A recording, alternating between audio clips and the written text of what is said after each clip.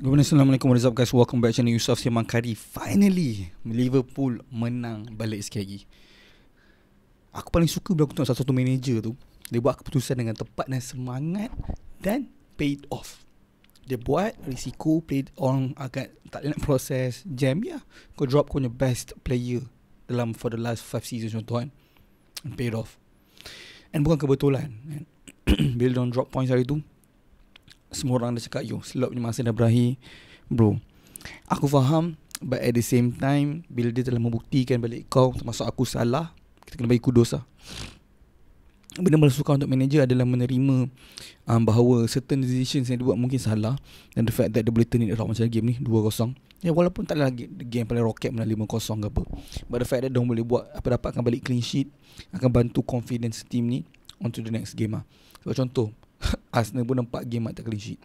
Tu nak menunjukkan betapa cepatnya bola sepak bertukar, and tak mustahil diorang akan dapat momentum yang sedap for the next couple of games. Yes, aku faham. Aku cakap diorang West Ham je. West Ham ni kalau kau tak kalahkan diorang, kau yang patut kena set lah, contoh. Betul, tapi at the same time kau hanya boleh kalahkan siapa yang kau tengah berhadap. And at the same time pun, inilah masa untuk kau comeback pun, kan? Kau ada masalah dari segi kau punya form, and kau nak cuba comeback against team mana yang kau nak? Game team macam West Ham lah. And walaupun nampak game West Ham dalam game ni nampak ada masalah dari segi disciplinary issue, one of the most important player dong kena 8 biji kena red card pada minit ke-80 lebih, yang membuatkan bila jadi macam tu, apa yang menunjukkan is diorang tengah cuba fight for the equalizer tapi tak dapat. So diorang literally serahkan game tu kat Liverpool lah. Kau kena faham, game ni game kat West Ham, so it's not easy lah, walaupun team tu relegation battle. Sebab Liverpool bukan konsisten sangat pun. And the biggest talking point dalam game ni, aku semua akan nampak dan setuju bahawa dropping Salah adalah benda yang agak berisiko juga. Sebab kalau kau tak dapat result yang sepatutnya kau dapat dengan buat decision yang berat, mungkin fans akan nak kau keluar. Tapi disebabkan kita telah terbukti bahawa superman in-game management 2-0, and benda paling mahal dari segi gameplay aku tengok dalam semalam ni adalah sebenarnya Liverpool, bila kita tengok contoh game UCL yang Florian Wirtz, yang ingat itu yang aku cakap, tak ingat against siapa, Frankfurt tersilap, yang nampak macam dia punya performance is one of the best performance dalam baju Liverpool aku pernah tengok Wirtz main. Tapi aku faham kebetulan juga, sebab game UCL ni dia punya dynamic tak sama macam game dalam Premier League kan, keperluan dari segi physicality dan sebagainya. And Thierry Henry sendiri cakap bahawa dia pun tak yakin player-player daripada Jerman, sebab style Liga sana, kau faham, Liga Jerman ni dia main di stretch kan? So ada banyak space untuk player-player kreatif, player-player yang score. Memang makanan doang.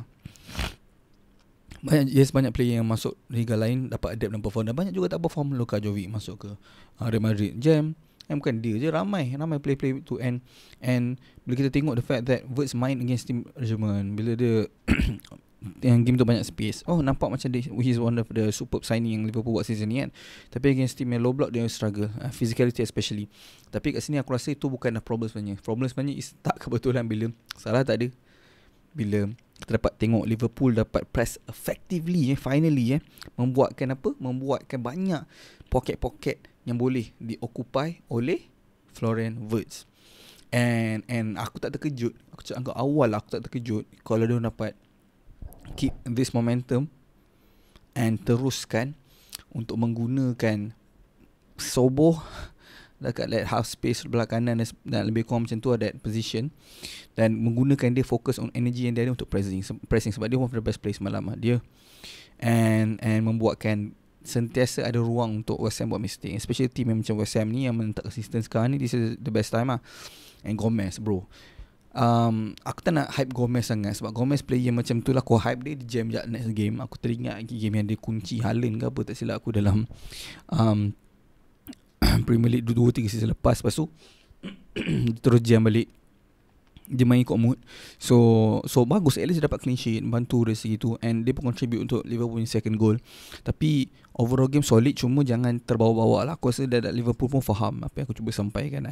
Pada penting Izzak pun dapat score balik, bantu dia punya confidence. Mat ni berapa lama dah, 8, 9, 10, 11 mat dah 3-4 bulan dah finally dapat gol Premier League yang pertama. Penting sangat-sangat, sebab kau kena faham 2-3 season yang function dekat Newcastle takkan hilang macam tu je. Member kena cari confident je. Dia perlukan fans untuk sayang dia macam mana fans Newcastle sayang dia. Aku rasa Izzak ni antara player yang main penuh dengan kasih sayang. Maksudnya bila dia tahu dia dipercayai dan dia manager perlukan dia akan step up to that level lah. Sebab bagi aku dia still one of the best striker in the world. It's just that kau kena unlock dia sahaja. And sebab dia buat daripada Spain punya liga ke transition kepada liga English ni sangat-sangat smooth. And takkan hilang macam tu je ability dia. Dia bukan ada big like leg breaking punya injury ke apa untuk the fact untuk kau nak cakap dia hilang that capability kan. But yeah, on to the next game, Liverpool just kena continue this momentum. Yes, midfield nampak agak shaky, McAllister dan sebagainya, tapi at least diorang menang. Sebab kau kena faham, bila kau tukar style kau, literally aku bawa keluar salah masuk sober. So aku kena faham, dia bukan tukar biasa-biasa, dia literally tukar style of play. Dan play tu semua akan ada satu mindset yang berbeza going into the game. Sebab role setiap player tu berbeza. Walaupun sober main belakang dia tak main style yang orang terbiasa, which is style salah. Okay, so dia akan effect midfield juga. Dan sebagaimana dia akan effect defense. Aku faham, sebab kalau kau tengok diorang agak main selamat. Sebab tu kalau goal score pun 2-0. Sebab Sobo is not that guy yang betul-betul koyakkan defense in terms of dia punya dribbling capability. Belakang pun tak ada player yang macam overlap sangat macam Joe Gomez. So benda-benda ni yang small details ni akan affect the game.